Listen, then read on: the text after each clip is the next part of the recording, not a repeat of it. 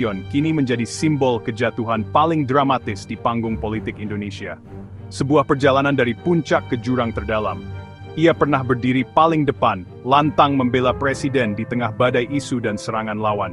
Tampil bak perisai baja, siap pasang badan, tak gentar menghadapi siapapun yang dianggap musuh. Karakternya yang keras, konfrontatif, dan vokal membuatnya cepat melejit. Ia dipuji sebagai pahlawan oleh pendukungnya, namun dibenci sebagai musuh oleh lawannya, dan selalu menjadi pusat perhatian.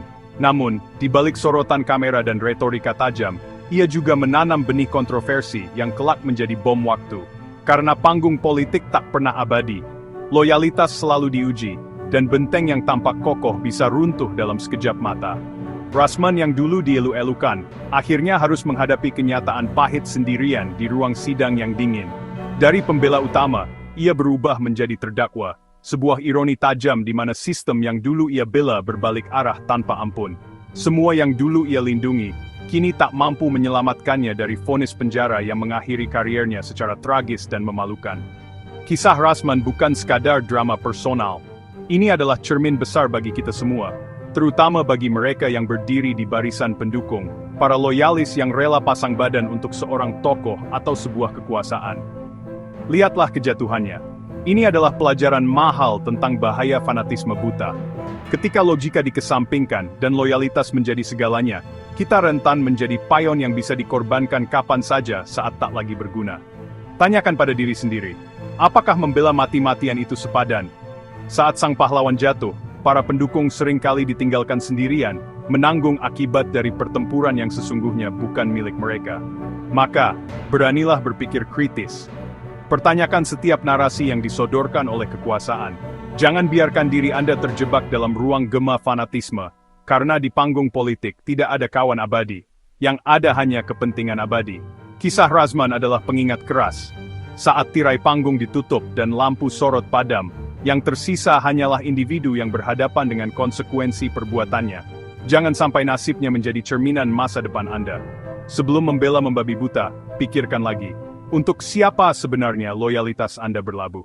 Momen yang benar-benar melambungkan nama Rasman Arif Nasution ke panggung nasional adalah saat isu ijazah palsu Presiden Joko Widodo mencuat ke permukaan.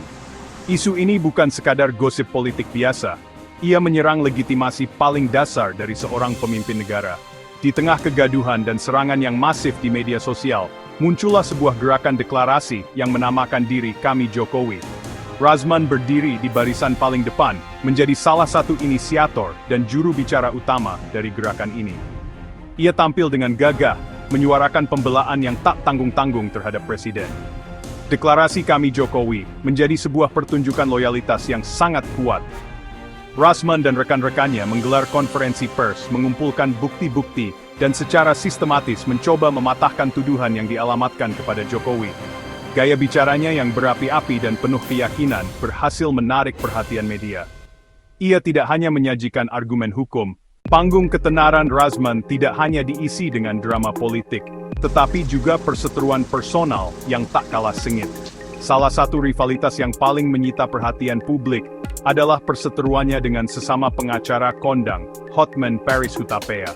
Konflik ini berawal dari saling sindir di media sosial, sebuah fenomena yang jamak terjadi di era digital, namun dengan cepat bereskalasi menjadi pertarungan hukum yang serius. Kedua pengacara ini, dengan gaya hidup dan citra publik yang kontras, saling melontarkan tuduhan yang berujung pada laporan ke pihak kepolisian. Ini bukan lagi sekadar adu argumen, melainkan pertaruhan harga diri. Puncak dari perseteruan ini adalah laporan yang dilayangkan oleh Hotman Paris terkait dugaan pencemaran nama baik. Hotman merasa nama baik dan profesinya telah dirusak oleh pernyataan-pernyataan yang dibuat oleh Rasman. Proses hukum pun berjalan. Kasus ini menjadi tontonan publik, di mana setiap babaknya diliput secara luas oleh media. Rasman Arif Nasution dinyatakan bersalah telah melakukan tindak pidana pencemaran nama baik.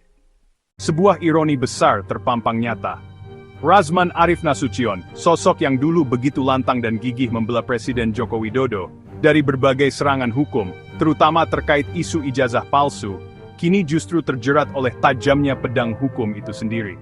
Ia yang dulu dengan bangga berdiri sebagai perisai hukum bagi sang pemimpin, kini terbukti tak mampu membentengi dirinya sendiri dari dinginnya tembok penjara yang menanti. Palu hakim yang mengantarkannya sebagai terpidana menjadi sebuah pengingat yang getir dan ironis. Bahwa hukum, pada akhirnya, idealnya tidak pandang bulu dan bisa menjangkau siapa saja, termasuk mereka yang mungkin merasa kebal karena merasa dekat dengan lingkaran kekuasaan. Panggung pembelaan yang dulu ia bangun dengan megah, kini runtuh menimpa dirinya sendiri. Kisah kejatuhan Razman adalah cerminan nyata dari betapa rapuhnya posisi seorang loyalis dalam kejamnya arena politik. Ketika ia relevan dan dibutuhkan, ia dielu-elukan dan diberi panggung. Namun, ketika ia tersandung masalahnya sendiri, panggung gemerlap itu bisa dengan cepat menjadi sepi dan gelap. Dukungan yang dulu mengalir deras untuknya saat membela presiden, kini terasa lebih senyap. Pertarungan hukum yang dihadapinya menjadi pertarungan personal. Ini adalah realitas pahit di dunia politik. Loyalitas seringkali bersifat transaksional, situasional. Sebuah pelajaran keras bagi siapa saja yang menempatkan fanatisme buta di atas logika. Karena saat badai datang, Anda akan dibiarkan sendirian. Dalam permainan catur kekuasaan, pion adalah yang pertama dikorbankan. Maka pertanyakan segalanya. Jangan sampai nasib Razman menjadi cermin masa depan Anda. Kesetiaan tertinggi bukanlah pada figur, neinsprongan jaid blensmers. Kasus yang menimpa Razman Arif Nasution bukanlah sebuah anomali, melainkan sebuah babak yang seolah telah ditulis dalam naskah besar panggung politik Indonesia. Jika kita melihat lebih jeli, fenomena rontoknya barisan pendukung Presiden Jokowi bukanlah hal baru. Sebelum Razman, ada beberapa nama lain yang dulu berada di garda terdepan, menjadi corong utama kekuasaan. Namun satu persatu, mereka tersingkir, tersandung kasus hukum, atau bahkan berbalik arah menjadi pengkritik paling vokal. Ada yang terjerat kasus korupsi, ada yang kalah dalam pertarungan politik internal, dan ada pula yang merasa tak lagi sejalan dengan arah kebijakan. Satu persatu, para loyalis yang dulu militan seolah berguguran dari panggung utama. Pola ini menunjukkan betapa dinamis dan cairnya sebuah aliansi politik. Dukungan tidak selamanya abadi. Ia seringkali dibangun di atas pondasi kepentingan sesaat. Kepentingan bisa berubah, dan nasib bisa berputar. Barisan yang dulu tampak solid dan kokoh, ternyata memiliki retakan-retakan di dalamnya.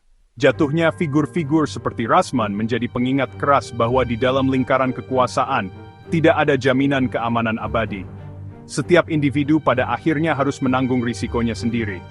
Ini semua membawa kita pada satu pertanyaan fundamental. Siapa yang sesungguhnya diuntungkan dari semua drama politik ini? Faktanya, Razman Arif Nasution divonis bersalah dan dijatuhi hukuman penjara. Ironis, seorang pembela hukum justru terjerat oleh hukum.